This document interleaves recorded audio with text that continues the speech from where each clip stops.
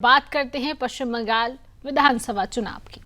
पश्चिम बंगाल विधानसभा चुनाव को लेकर सियासी पारा लगातार चढ़ता जा रहा है। एक ओर जहां चुनावी रैलियों में आरोप प्रत्यारोप का दौर तेज हो गया है, वहीं दूसरी ओर हिंसा और तनाव की घटनाएं भी सामने आ रही हैं। इसी बीच केंद्रीय गृह मंत्री अमित शाह ने सत्तारूढ़ तृणमूल कांग्रेस यानी टीएमसी पर अब तक का सबसे तीखा हमला बोला। अलीपुरदुआर में जनसभा को संबोधित करते हुए अमित शाह ने कहा कि अगर पश्चिम बंगाल में भाजपा की सरकार बनती है तो टीएमसी नेताओं द्वारा कथित तौर पर जनता से लूटे गए पैसे की वसूली ब्याज समेत की जाएगी। उन्होंने कहा कि उत्तर बंगाल पहले 3 टी यानी चाय, टिम्बर और टूरिज्म के लिए जाना जाता था, लेकिन अब इसमें चौथा टी जुड़ गया है, टीयर्स यानी भाजपा कार्यकर्ताओं के आंसू। शाह ने आरोप लगाया कि टीएमसी कार्यकर्ताओं द्वारा भाजपा नेताओं और समर्थकों पर हमले किए जा रहे हैं। उन्होंने फलाकाटा के विधायक दीपक बर्मन पर हुए हमले का जिक्र करते हुए कहा कि टीएमसी के गुंडे भाजपा कार्यकर्ताओं को डरा नहीं सकते।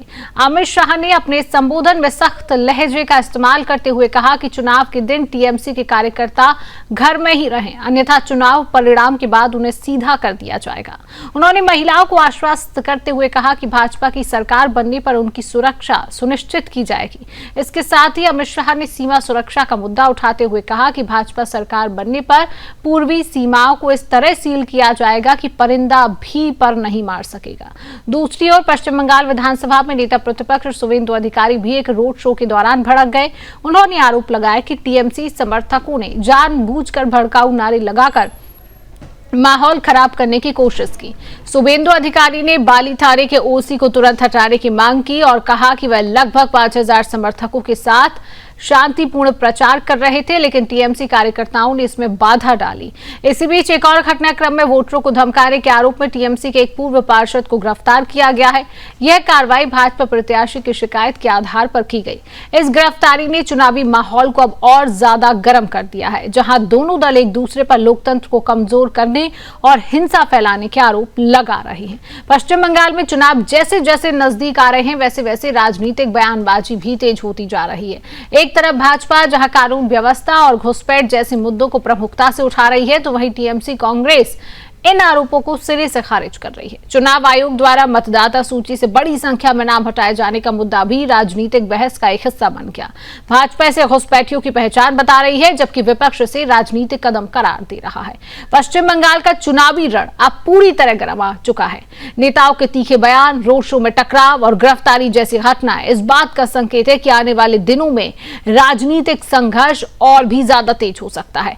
अब देखना हमें यह होगा कि इन आरोप प्रत्यारोपों का और सियासी घमासान के बीच मतदाता आखिरकार किस पर भरोसा जताते हैं और राज्य की सत्ता किसके हाथ में जाती है। लेकिन उससे पहले आप सुनिए केंद्रीय गृह मंत्री अमित शाह ने क्या कुछ कहा है।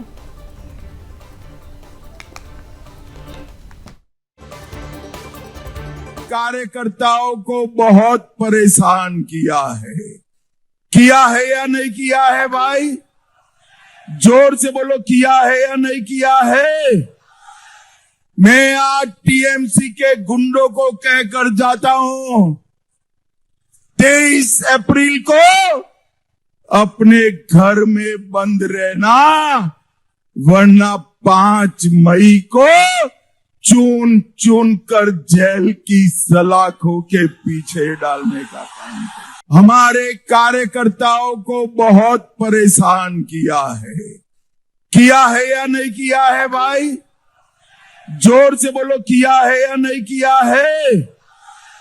मैं आज टीएमसी के गुंडों को कहकर जाता हूं, 23 अप्रैल को अपने घर में बंद रहना, वरना 5 मई को। मैं आपसे एक ही बात कहने के लिए आया हूं,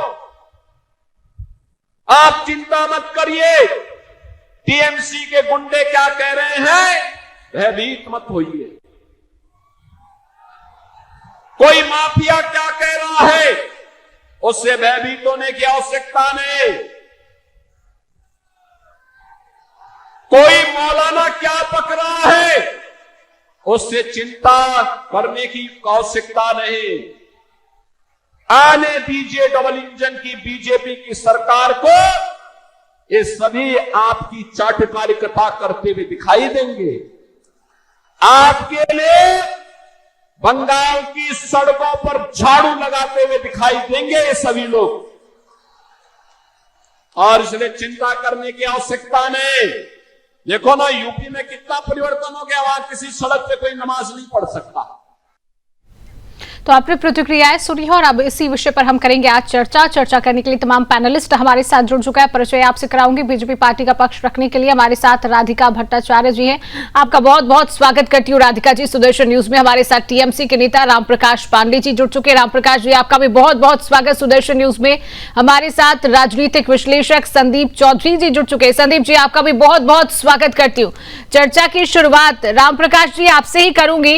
रामप्रकाश जी, आपकी पार्टी ये मानती है कि बंगाल में विपक्षी कार्यकर्ताओं पर हिंसा भड़काना, जब रोड शो हो रहा है, जब रैलियां हो रही है, उन पर हमले करवाना, हिंसा करवाना, क्यों ये हिंसा फैलाई जाती है बंगाल में?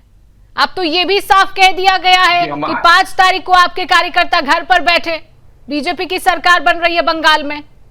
रामप्रकाश जी। जी सोलंकी जी, आप भाषा उनकी सुन रहे हैं, मुझे बड़ा दुख के साथ करना पड़ रहा है कि गृह मंत्री की जो भाषा शैली है उससे, और मैं आपकी न्यूज में देखा, और योगी जी की जो भाषा शैली है एक नेता की भाषा शैली नहीं होती है। और मैं ये रविंद्रनाथ टैगोर की भूमि है जहां रविंद्र संगीत बेचती है, यहाँ पर इस तरह की भाषा शैली का जवाब इन्हें पता चलेगा। जो बोल रहे हैं 23 मई को, तो 23 मई के बाद ये अपनी जगह पर शांत पड़ जाएंगे, क्योंकि पश्चिम बंगाल में हिंसा की और इस तरह की भाषा शैली नहीं चलती है। रामप्रकाश जी, तो रामप्रकाश जी भाषा की आप बात कर रहे हैं, एक बार आप बता दीजिए कि बंगाल में किस तरीके की भाषा चलती है, क्योंकि आगे हम हमारे साथ बनी हुई है बीजेपी पार्टी की प्रवक्ता, उनसे हम राधिका जी से भी इस बात का जवाब ले लेंगे कि किस तरीके की भाषा का प्रयोग बंगाल में चलता है।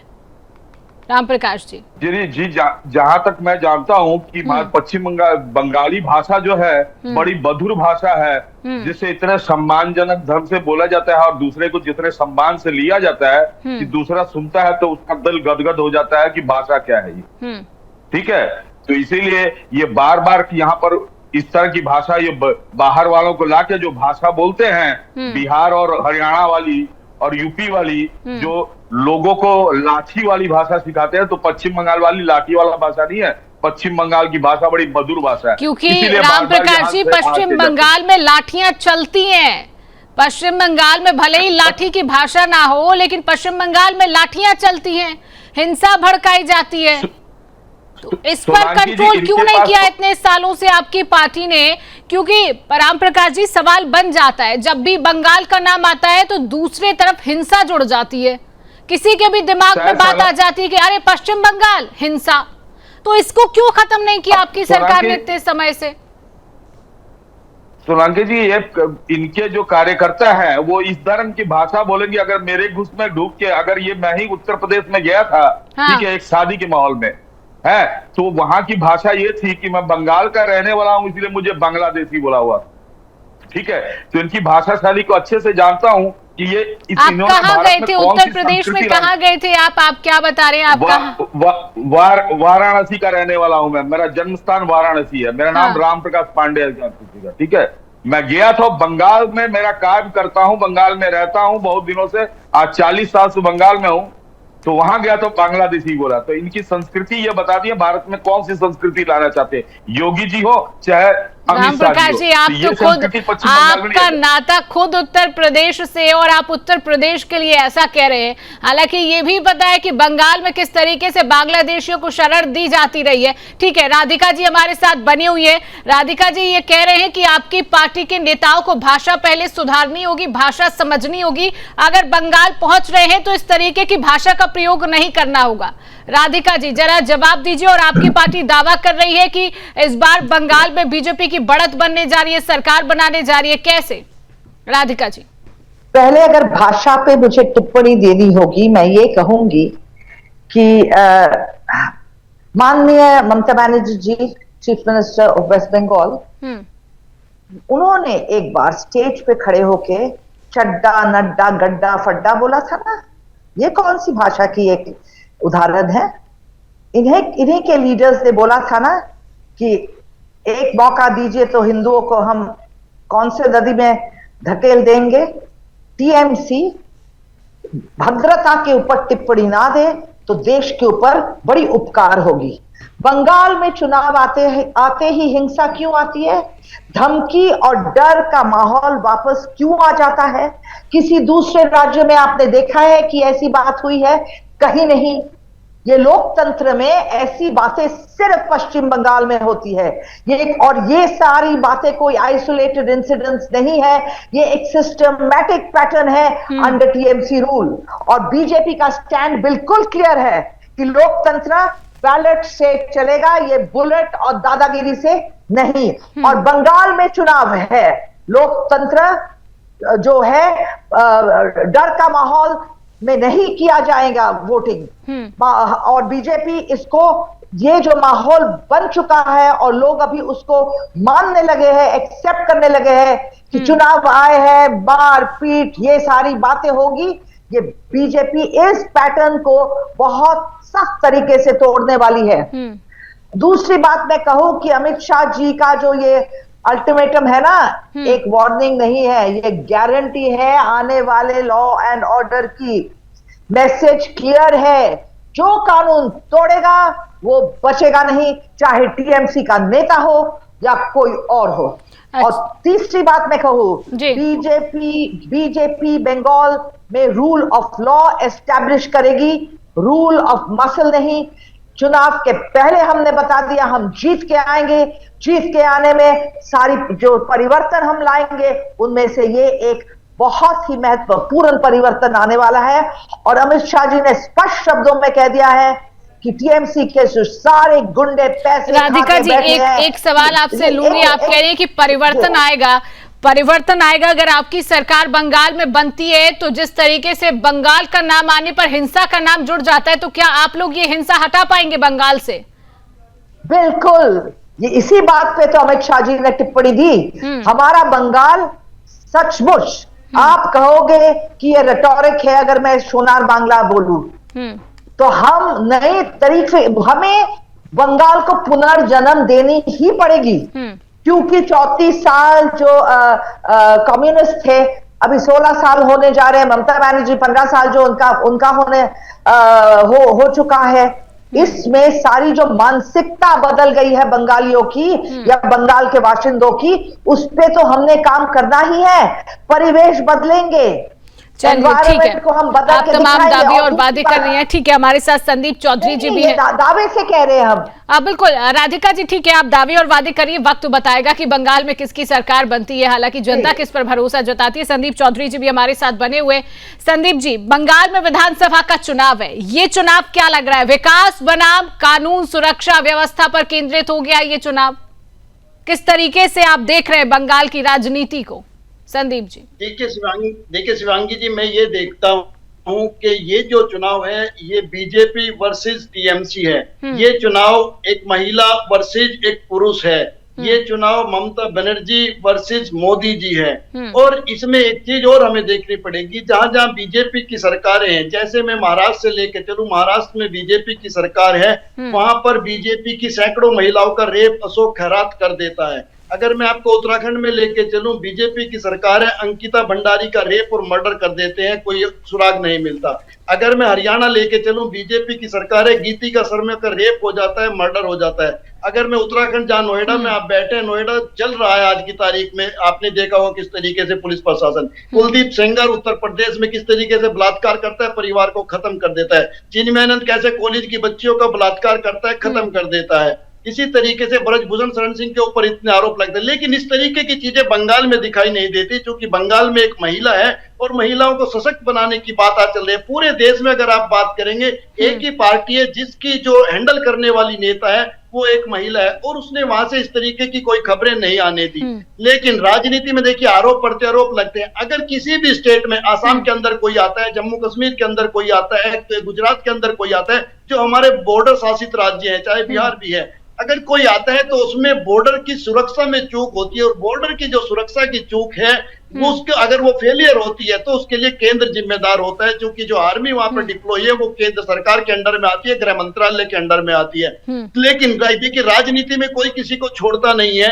तो आज की तारीख में आरोप प्रत्यारोप की राजनीति है। टीएमसी बीजेपी को घेर रही है और बीजेपी टीएमसी को घेर ठीक रही है है। संदीप जी, लेकिन आपने आखिरी जो अपना फैसला है शिवांगी तथ्य जी, बहुत अच्छे से आखिरी जो रखा। फैसला है वो जनता को करना है। आखिरी वोट बिल्कुल जनता लगाएगी, उसके बाद हम बिल्कुल देखते ये हैं जनता कौन तय जीतता है। करेगी। और संदीप जी, जिस तरीके से आपने बात कही, कहीं ना कहीं मैं इतना समझ पाई हूं, आपका कहना यह था कि जिन जिन राज्यों में बीजेपी की सरकार है वहां पर महिलाएं सुरक्षित नहीं है, वहां पर महिलाओं के साथ रेप हो रहा है, बलात्कार हो रहा है। जहां तक मैं समझी आपका अर्थ यही था। तमाम राज्यों में जहां भी बीजेपी की पार्टी है वहां पर महिलाओं के साथ जो है तमाम घटनाएं होती हैं। और अगर एनसीआरबी का डाटा अगर मैं निकालती हूं, बंगाल पर ही एक बार नजर डाल लेते हैं।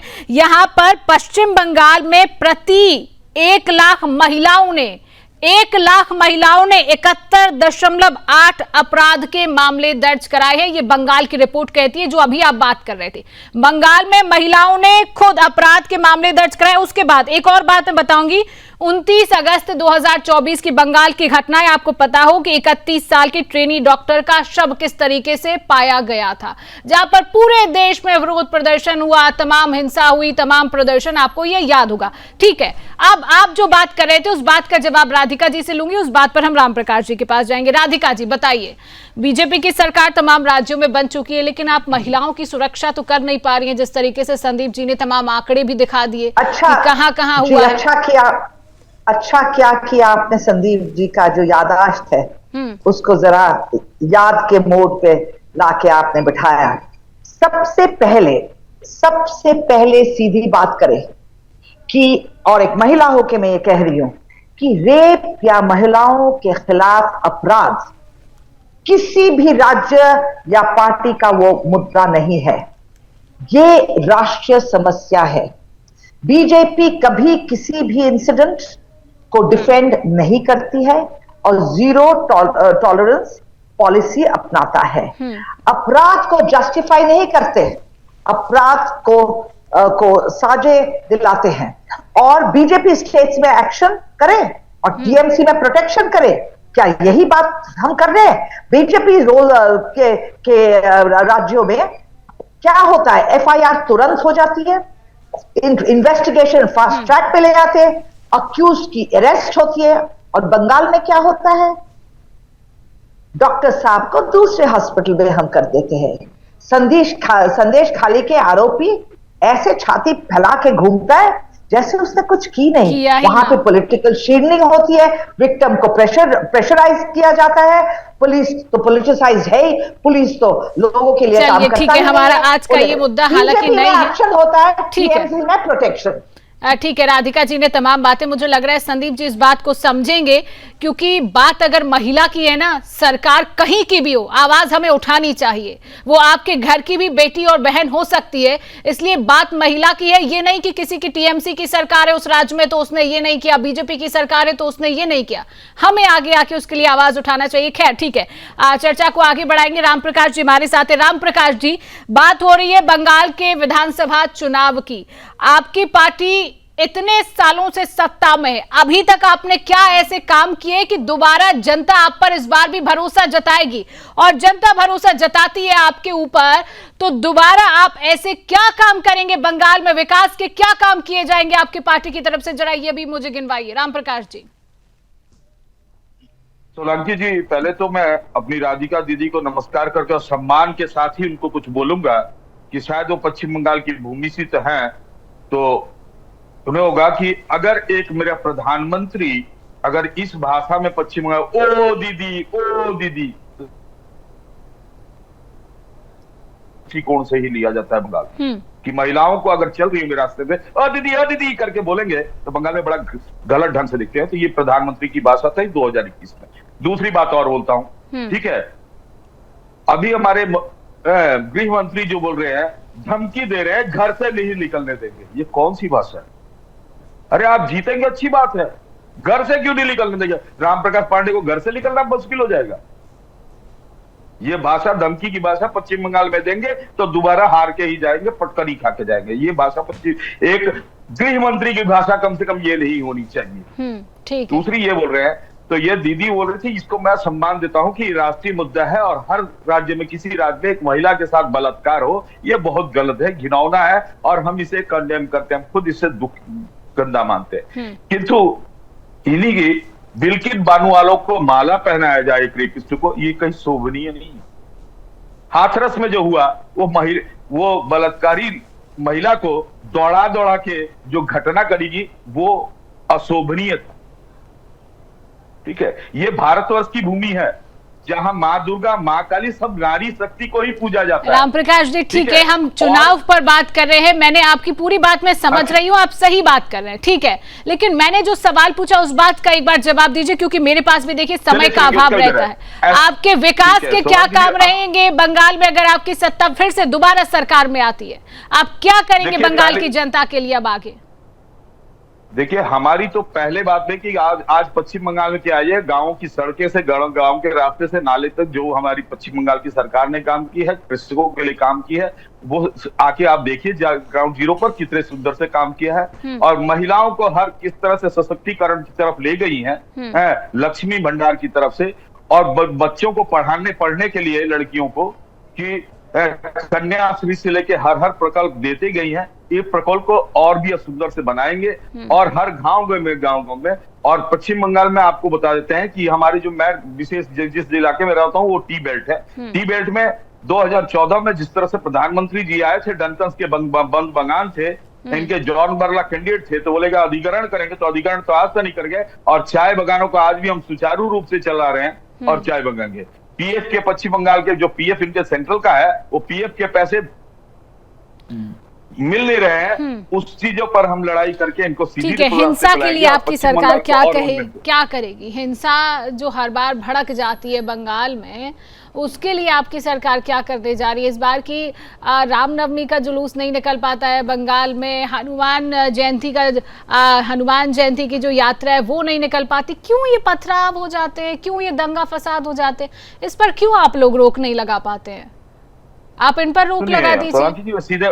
जैसे उत्तर प्रदेश में होता है, एक समय सीमा दी जाती है कि इतने समय तक आप घर में रहिए। अगर किसी का त्योहार है तो क्यों किसी के त्योहार को खराब करना है ना? आप भी अपने नाम के आगे पांडे लगाए हुए हैं, तो आप भी इस बात को समझ सकते होंगे राम प्रकाश पांडे जी।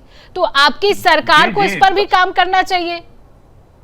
जी, इस बार ही हमारा रामनवमी और जिसमें पूरी हमारे दल की तरफ से भी निकला। और दुख की बात तो ये बोल रहा हूं कि हिंदू धर्म को ही बांट लिया है। बीजेपी अपनी तरफ से निकालेगा और हम टीएमसी वाले अपनी तरफ से राम जन्मभूमि, हनुमान जयंती निकालेंगे, राम पार निकालेंगे। तो ये प्रक्रिया भारतीय जनता पार्टी के आने के बाद हुआ, किंतु इससे पहले कभी नहीं था कि पश्चिम बंगाल में सब मिलके उत्सव अपनी साथ से और बार ही हमारी मुख्यमंत्री बोलती है कि धर्म अपना अपना, उत्सव सबका है, किंतु इन्होंने इसको विभाजन कर दिया, क्योंकि इनके पास तो धर्म को विभाजन करके राजनीति का तरीका आ गया है, इनके पास कोई दूसरा उपाय नहीं है।